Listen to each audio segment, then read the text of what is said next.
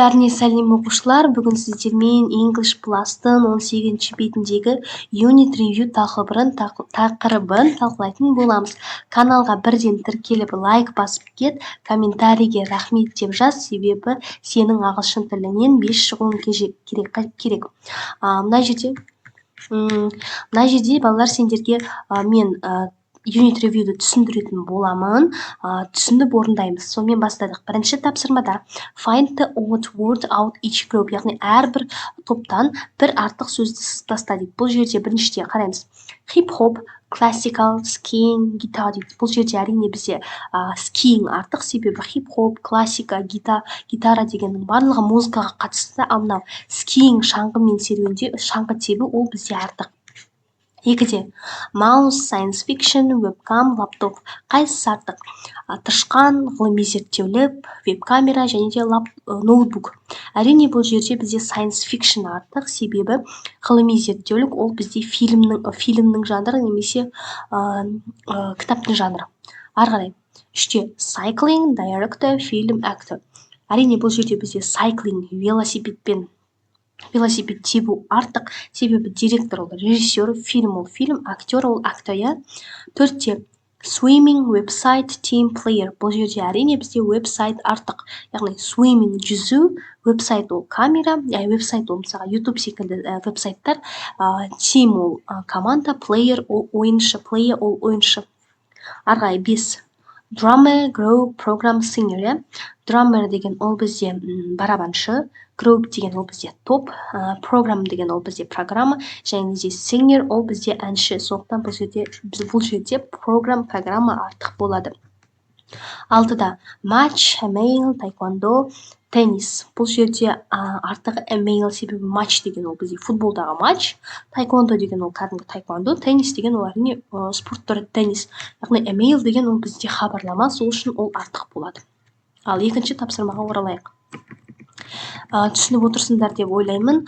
Комментарийге рахмет деп каналға тіркеліп кет, себебі ағылшын тілінен 5 шығуың керек. Бастадық. Complete the sentence with the words in the box. Яғни мына қорапшадағы сөздерменен мына сөйлемді толықтыруларын қажет. Бастаймыз. I'm not mad about books. Яғни мен кітаптарды онша жақсы көрмеймін деген сияқты. Яғни мен кітаптарға ешқандай қызығушылығым жоқ, мен ұнатпаймын деген мағынада мәтті қолдана аламыз. Негізі мәт деген сөздің аудармасы есуаз, яғни менің кітап оқуға есім кетпейді деген мағынада да береді. Ары қарай. Екіде my brother, Астана Арлан's fan. Менің інім Астана Арланның фанаты. Үште I like art, but I'm not very good at it. Яғни маған өнер ұнайды, бірақ мен одан жақсы емеспін.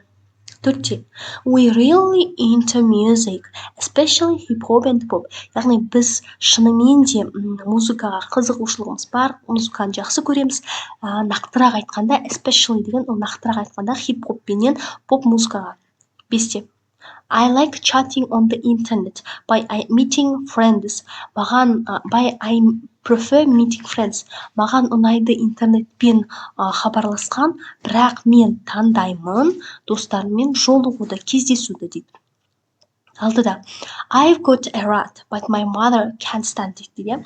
Менде яғни крыса бар, көртышқан бар, бірақ менің мамам оны көре алмайды, оны ұнатпайды деген мағынада. Ары қарай, үшінші тапсырма. Үшінші тапсырмада сендерге былай айтады. Write sentence with have got, has got and haven't got or hasn't got. Яғни have has gotты дұрыс формада қолдануымыз қажет. Егер x тұратын болса, яғни cross тұратын болса, ол болымсыз деген сөз. Ал егер де tick, яғни птичка тұратын болса, ол бізде болымды сөз деген сөз. Бастадық. Бірде my friends, яғни менің достарым have got a computer game. Менің достарымда компьютер ойыны бар дейді. Бұл жерде have got болды, себебі бізде достарым деген көпшеде have got болатынын білеміз. Екінші тапсырмада Olivia has got a poster of Arsenal team. Яғни Arsenal team. Olivia деген ол қыз ғой, қыста біз has got қолданамыз. Яғни Оливияда бар постерлер Арсенал командасының. үште Tim hasn't got black belt in judo. Яғни Тимда жоқ қара белбеу дзюдода. Кросс тұрғандықтан hasn't got қолдандық. Төртте We haven't got CD by Coldplay. Бізде CD, яғни DVD, CD диск жоқ. Coldplay деген ол бізде әнші. Бір тренд бар еді ғой, көрдіңдер ма тиктоктан, осы Coldplay'ның концертінде болған. 5. I've got a photo of my class. Менде бар суреттер менің сыныбымның. You haven't got a camera. Сенде камера жоқ. Pete has got a horrible rat. Петеде бар қорқынышты крыса, яғни көртышқан. My friends haven't got pets. Менің достарымда жоқ үй жануарлары дейді. Енді төртінші тапсырмаға келейік. Төртінші тапсырмада бізде айтады, мына жерде берілген бокстағы сөздерді қолдан және де бір-бірімен сәйкестендір дейді. Бастайық. Біріншіде Where is your mother from? Сенің анаң қай жақтан дейді. Ол әрине жауап И болады, ол Флоридадан. Екіде How old is your cat? Сенің сықың қаншада дейді. Жауап F болады, 6 months old. Яғни 6 айлық. Үште When's Asem's birthday? Асемнің туған күні қаншан? Жауап И болады, in June, яғни июньде, маусымда. What is your favorite sport? Сенің сүйікті спортың қандай дейді. Жауап S болады, IC болады, теннис. Who is your best friend? Сенің жан досың кім? Сенің күшті досың кім, я? Немесе жан досың кім? Жақсы досың кім? Ол бізде әрине жауап B болады, Stanley Haynes. 6. How many DVDs have you got? Сенде қанша DVD-лер бар дейді. Ол жауап D болады, 30 дейді. Ары қарай. 5-ші тапсырма өте оңай, яғни бұл жерде this, that, those, these-ді қолдануымыз қажет. Енді бірінші суретте this is, яғни мынау this is my favorite book. Бұл менің сүйікті кітабым болады, өткен жақын жерде және біреу. Екіде that is your cat, Tom. Анау сенің мысығың ба, Том дейді. Яғни ол алыста және біреу, сондықтан that. Үште those are CDs over there. Аналар CD-лер ме ана жердегі дейді. Көп болғандықтан және алыс болғандықтан зус болып тұр. Ал мынау these aren't my comics. Мыналар менің комикстарым емес. Ол жақын және көпшілік көп болып тұр. Ары қарай 6-шы тапсырмада балалар match the expressions 1 to 8 with response AH дейді. Яғни мына берілген сөйлемдерді мына жақтағы жауаптармен бірге сәйкестендіруіміз қажет. Бастадық. This is Tom дейді. Жауабы G болады. Hello team болады. Екіде балалар мен жай ғана бір A деп айта берейін, себебі бұлай аударғанға уақыт көп кететін секілді.